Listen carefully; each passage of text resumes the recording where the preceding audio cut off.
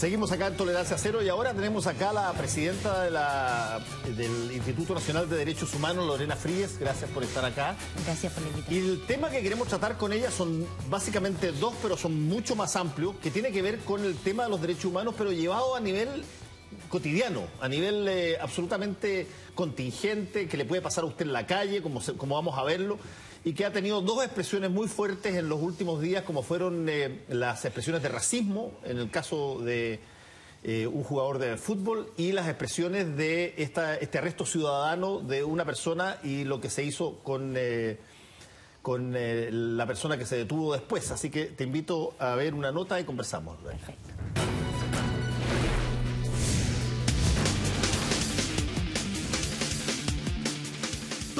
De esta semana que muestran algo más arriesgado de lo que tal vez estamos dispuestos a reconocer, lo peor de lo nuestro.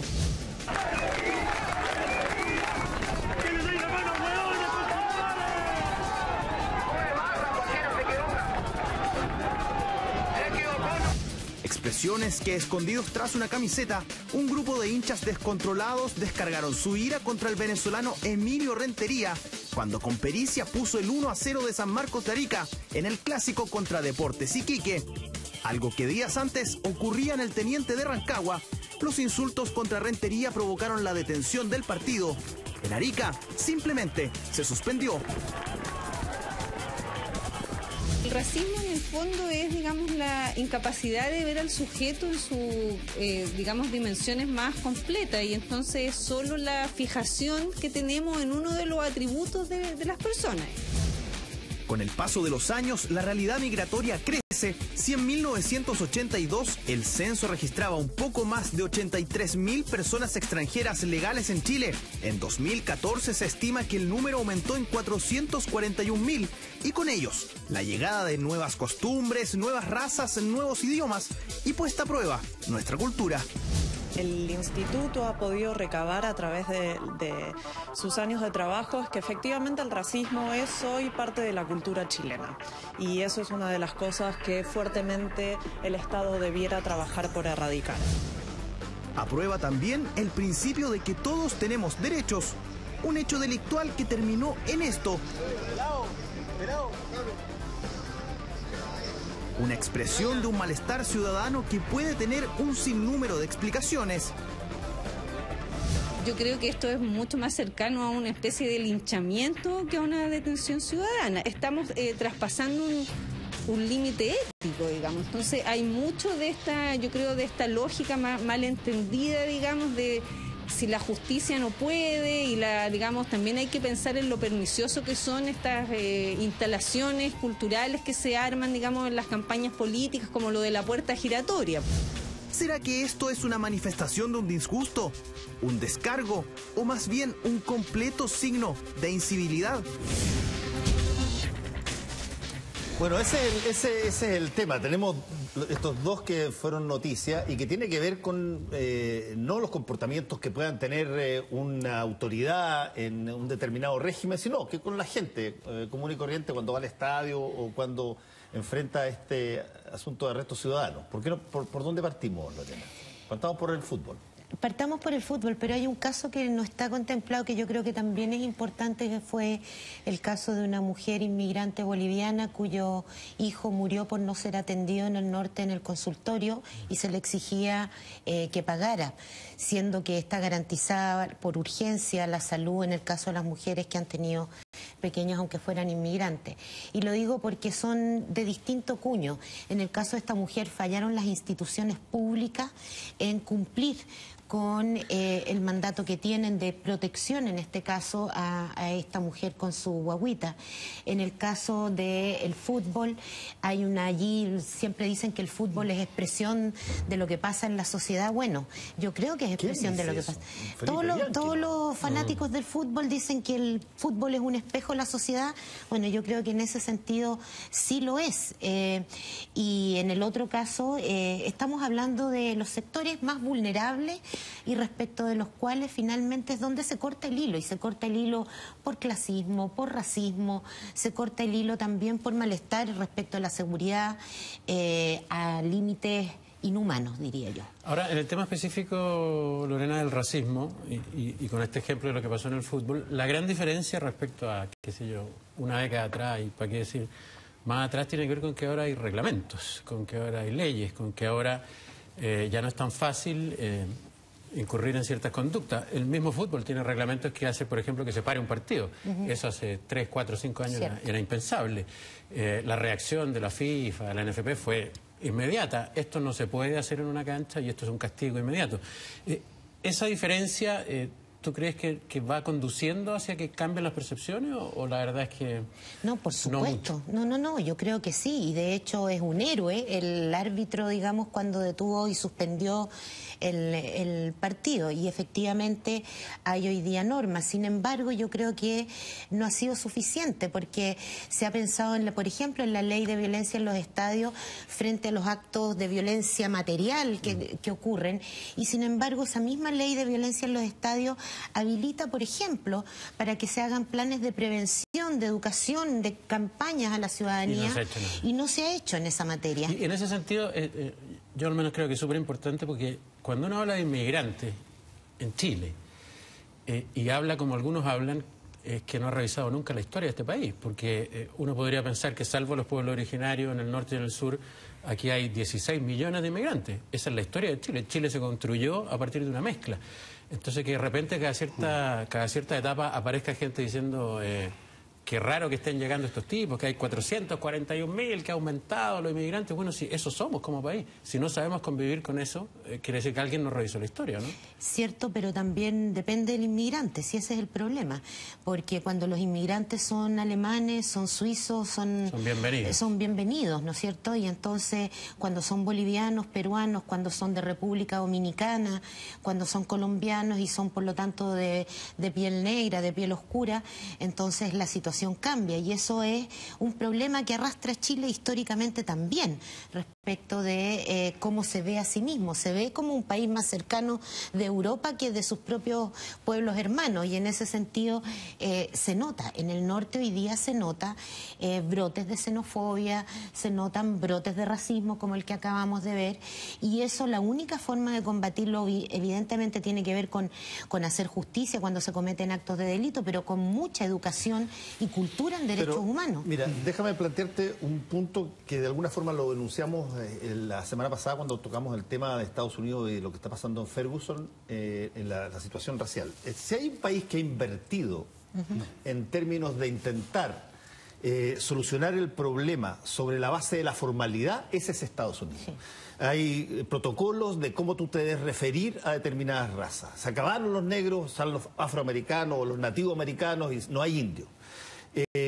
Tú tienes toda una cantidad de normas, de reglamentos, de cosas que apuntan a que tú puedas presentar tus currículums sin foto, para que no haya una discriminación respecto de tu manera de aparecer.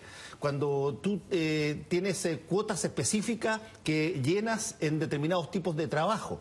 Por lo tanto, y se ha hecho esto una inversión de más o menos 50 años en eso, tremendamente poderosa. Y sin embargo, como el problema original no ha sido resuelto, basta que se prenda una chispita con una excusa para que automáticamente se genere el problema de fondo, que es el problema racial, pero en forma inmediata, instantánea. Porque, hay que decirlo, las estadísticas desgraciadamente en este aspecto son súper elocuentes. Todavía tú distribuyes las sanciones, los castigos se distribuyen en ese país, igual que acá, de una forma tremendamente desigual. Y no es porque las personas que tengan más recursos no delincan, no delinquen, sino que porque se observa y hay un patrón y hay un sesgo hacia perseguir determinados tipos de delitos que coinciden con determinados tipos de personas y por lo tanto se produce este resentimiento, se guarda eso, la gente va a las universidades, va a las tiendas, compra y habla en el lenguaje protocolar políticamente correcto hasta que explota. Hay una mecha y todo vuelve a cero. Efectivamente, pero convengamos también que Estados Unidos ha hecho ese camino, efectivamente con una realidad mucho más brutal, que fue, digamos, el movimiento por los derechos civiles y todo lo que significó, digamos, ese cambio en la sociedad norteamericana, que no llegó al cambio absoluto, digamos, pero caminó. Ahora, si uno mira Chile, nosotros no hemos pasado por el tema de las cuotas, ni siquiera se han discutido. Y no solo para el tema, digamos, pensemos en los pueblos indígenas, o sea, ya ahí tenemos un problema. No hemos pasado tampoco por revisar qué estamos haciendo en materia de no discriminación si recién hace 1 año, 2 años que tenemos la ley Zamudio. Y la ley Zamudio solo es una acción de tutela judicial, pero que no significa necesariamente políticas de no discriminación. Pero tenemos también, se está discutiendo una reforma educacional, yo creo que en algún minuto vamos a llegar también a ver qué es lo que ha pasado con la educación en derechos humanos hoy día en los colegios, que es una educación que justamente contribuye a que estas acciones, lo que pasó en el norte, seguramente puede volver a pasar, pero convengamos que esos dispositivos lo que van generando es un cambio cultural que es lento, pero que se va dando, ¿no? Y eso todavía yo creo que estamos en pañales en Chile. Fernando. ¿Cómo estás, Lorena? Yo fíjate, se nota que leíste mi cuaderno. Iba a decir exactamente lo mismo que dijo mi inteligente colega, y te iba a mencionar el hecho exactamente lo mismo, que en Estados Unidos hay incluso una asfixiante, porque a eso se ha llegado, estructura de discursos políticamente correctos, de los cuales con un diccionario de las palabras que hay que usar, una sintaxis, una cortesía muy superficial y muy como al borde del estallido, que uno lo ve en la sonrisa permanente, las buenas palabras, como que debajo de eso hay una bomba que está por estallar. Y yo no creo, como tú dices, ojalá fuera así, que con estos discursos a veces un poquito arrogantes, de gente subida al púlpito, enseñándole a la gente que sea más civilizado, yo no creo que pase mucho. Fíjate, además creo que hay un mal diagnóstico a veces. El racismo norteamericano, tengo la sensación que tiene más que ver con la pobreza de los inmigrantes que con el color de la piel. En Estados Unidos hay un meollo cultural que es el puritanismo, que todavía está vivo. Aunque no se note, aunque uno sea inconsciente, en virtud del cual la pobreza es una demostración de Dios de que tú no eres el elegido. Y la riqueza o la prosperidad es una prueba que Dios te da, esa es la doctrina, ¿no es cierto?, de que fuiste elegido. Entonces, históricamente en Estados Unidos, voy a llegar a Chile al tiro, el pobre es visto como un elemento, un perdedor, un loser, como dicen ellos, un pobre gallo, un tipo condenado al infierno, un tipo que no va a llegar al cielo, un tipo amenazante, por último, el tipo que se junta en patota en la esquina y te mira de soslayo y te mira con envidia, y el norteamericano blanco medio detesta eso, no solo a los negros, sino que a los hispanos pobres, en su momento a los polacos pobres, a los judíos pobres, a los alemanes pobres, a los irlandeses pobres. Todos vimos la película esta, Las bandas de Nueva York, eran irlandeses que vivían en una pobreza espantosa en Nueva York y que eran vistos como cucarachas, y que un día explotaron y los acribillaron a cañonazos, literalmente. Bueno, yo no creo que esos problemas que tenemos en Chile con gente como el futbolista se vayan a resolver con una acumulación de esta crema pastelera de discursos políticamente correctos y normativa, o prédicas a la gente para que se comporte más civilizadamente. Y yo creo que esto pasa única y exclusivamente por las leyes. Tú tienes racismo cuando una sociedad estatutariamente, institucionalmente, genera una distinción entre uno y otro, como fue en la Alemania nazi. Fuera de eso, las actitudes mutuas de hostilidad por diferencias de la más mínima condición forman parte de la interacción humana, simplemente. Yo te digo honestamente, yo nací en una época, Lorena, a finales de los 40, donde ni siquiera existía la frase de discurso políticamente correcto.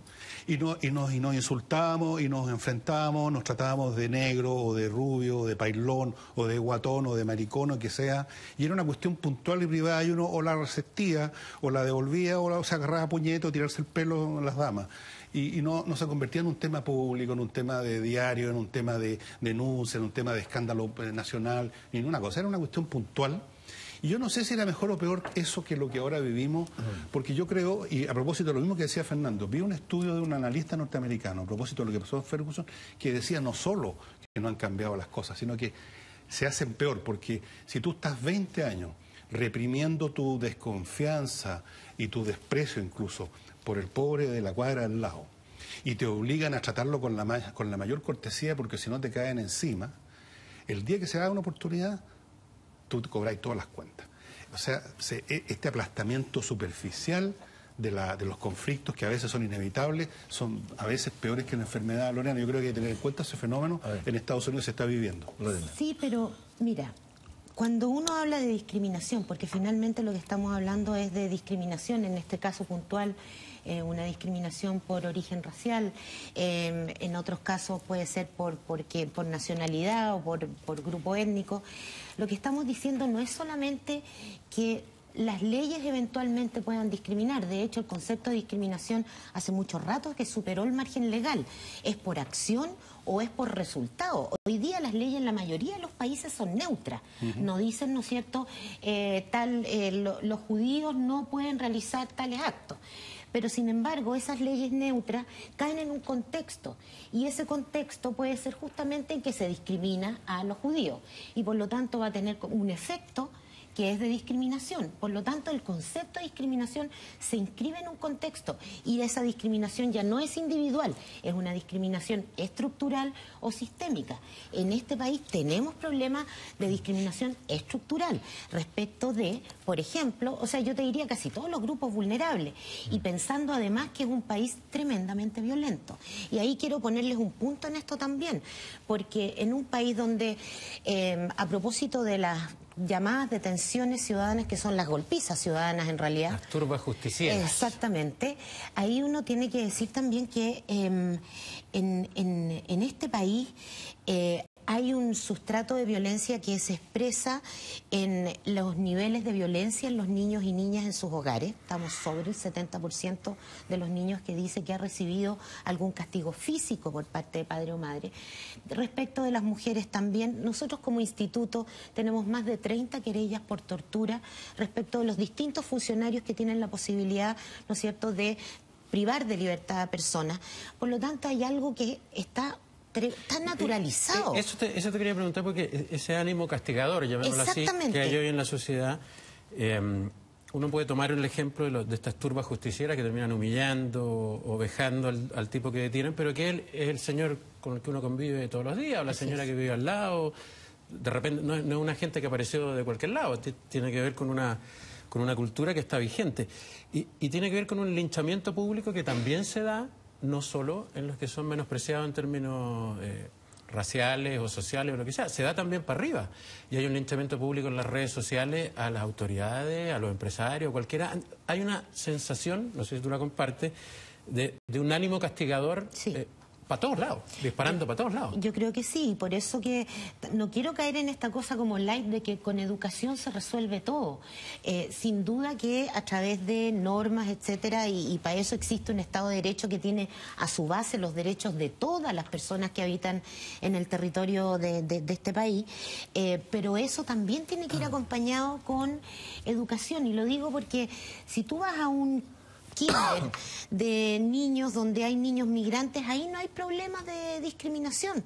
Entre los niños no pasa eso, es después, es ya a partir de sexto básico, ¿no es cierto?, que empiezan a incorporarse ese tipo de... es culturización. Es culturización, por lo mismo, digamos, son elementos que hay que incorporar. Y ojo que hemos perdido en nuestra educación, en la educación en Chile, lo que antes era educación cívica, pero déjame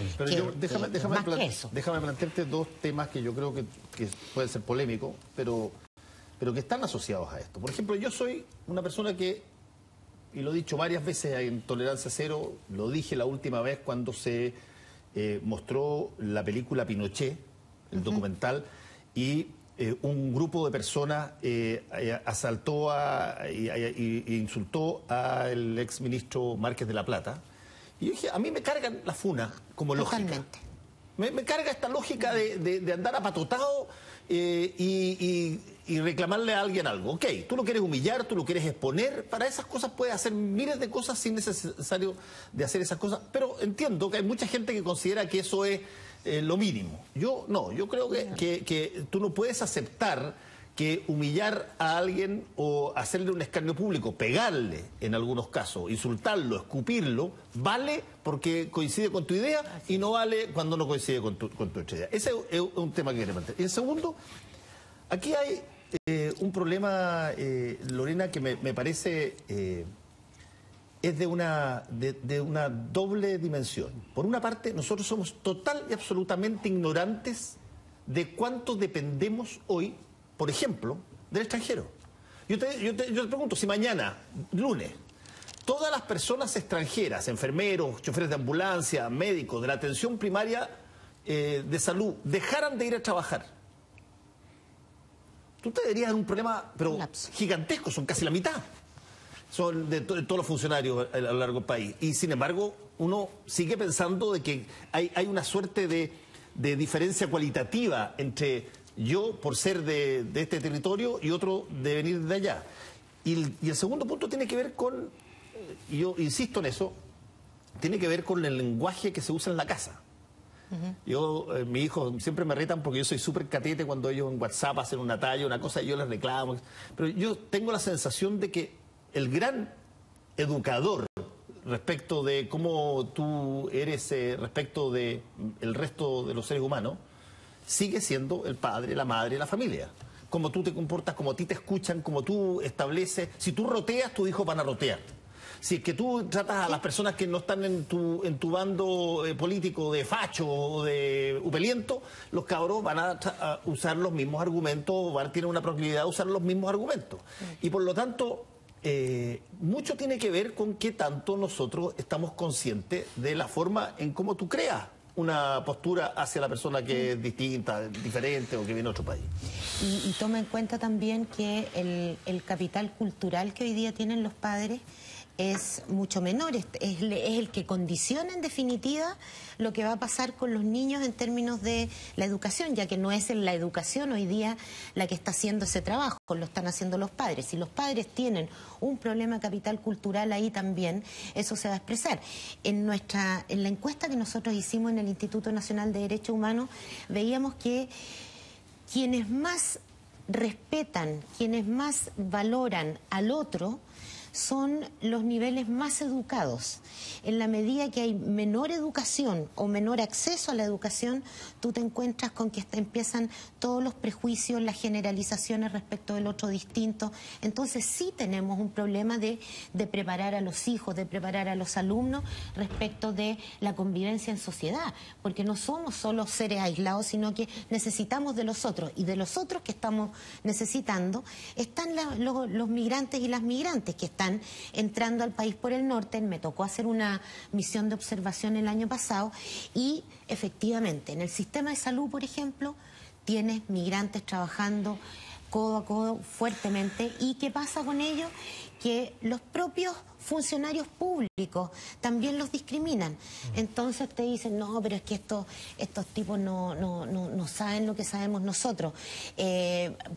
Se enojan porque uno les dice negrito. O sea, eso está pasando dentro del sistema público. Tenemos autoridades que en su momento dijeron en el norte, no se acordarán ustedes el año pasado, que estaban entrando mujeres afrodescendientes que le robaban a los maridos a las chilenas, y que todo colombiano que entraba era un narcotraficante. O sea, el festival de los estereotipos y de las generalizaciones, cuando después uno en la práctica va a ver quienes delinquen en Chile, el 3% de la población total que delinque en la región de Antofagasta es inmigrante. Entonces estamos construyendo sobre prejuicio, y eso tarde o temprano va a significar actos de violencia. Ahora, respecto a tenemos Perdón. Queda muy poquito, así muy que... fea, Fernando. Queda muy poquito, Fernando, así que... Está bien. Iba a decirte nada más que estas cosas finalmente parten por un reforzamiento del Estado. Fíjate que en Alemania tú no puedes, incluso se les puede pasar la mano a veces, tú no puedes hacer ni siquiera un gesto desdeñoso ante como ese monumento. El Estado además tiene que responderle a la ciudadanía para que se porte civilizadamente custodiando el orden público. Esa gente que atacó al que yo creo que debe haber sido un delincuente, no lo persiguieron porque sí, era un delincuente. Bueno, es feo y antiestético y ojalá no pasara, pero obviamente que esa gente han sido también víctimas 1 millón de veces de robo, de asalto, de amenaza, se sienten hasta aquí, sienten que los delincuentes andan como Pedro por su casa, es lo que la gente siente, y y sienten que tienen que llegar el momento de desenfundar su revólver, digamos, la ley del oeste, la ley del Colt. Sí, Fernando, pero Te digo que eso es lo que siente la gente, no estoy defendiendo esa postura. Está bien, pero convengamos una cosa, que esa cuestión tiene esa lógica hasta el primer cachamal. Sí. Porque cuando a la primera persona que cacháis mal, lo hincháis... Ese es el problema. Entonces, todas esas mismas personas que dicen, oye, yo no tengo nada que ver, oye, no, pero por supuesto que cachan mal muchas veces. Respecto a esas dos personas no se presentaron cargos. No, pues tenían miedo de que iniciaron la ola de nieve y lo que le iba a pasar. Lo que te quiero, para terminar el punto, el Estado tiene que ser firme en estas cosas porque no va a ser con prédica, digamos, desde un púlpito de los iluminados que la gente va a cambiar sus conductas. Tú pones leyes fuertes y la gente se porta bien. Y leyes fuertes significa que castigan, que hay un policía detrás. En Estados Unidos no te roban en las casas y tú ves que no tienen ni rejas porque... O sea, digamos, al que llega, digamos, a mirar mal a un policía, todo lo que les pasa. La ley ahí tiene una presencia muy fuerte, digamos, real del Estado. Cuando el Estado se debilita, lamentablemente lo que pasa es que irrumpen todos estos légamos, estas odiosidades, estas barbaries, como lo hemos visto en Chile en varias oportunidades. Emerge lo peor de la sociedad. Sí, no porque la gente sea mala o buena, sino porque encontraron que podían hacerlo. Perdón, es que lo que te quería agregar era el dato que efectivamente, nosotros por ejemplo que trabajamos en programas de radio, cuando uno abre los micrófonos, mucha gente tiende a empatizar con los que hacen estos actos de las turbas justicieras, porque también hay un tema en que siente mucha gente que la justicia formal, digamos, no está cumpliendo. Sí, pero también es cierto, y yo creo que hay que poner las cosas... ¿Cómo separamos esas cosas? Sí, porque si tú revisas, por ejemplo, la última encuesta de victimización que hizo Paz Ciudadana con Adimar, te vas a encontrar con que es más el temor que la situación real de afectación que han tenido personas por robo, por intento de robo. Es decir, un 43% dice haber sido, ¿no es cierto?, robado con intento de robo, y un 89% se siente en situación de inseguridad. Entonces, también hay un clima, y tenemos que hacernos cargo de eso, de que el clima, a través de los medios de comunicación, la discusión política en torno a la seguridad ciudadana, todo eso va generando también una paranoia que no es comparable con los datos que hay sobre Chile, que sigue siendo un país de los más seguros de América Latina. No lo pongas como paranoia, porque la verdad es que tal el grado de delincuencia que uno sufre, y te puedo dar datos de mi propia cuadra donde yo vivo, la cantidad de casas que han sido asaltadas, gente asaltada a 20 metros de mi casa.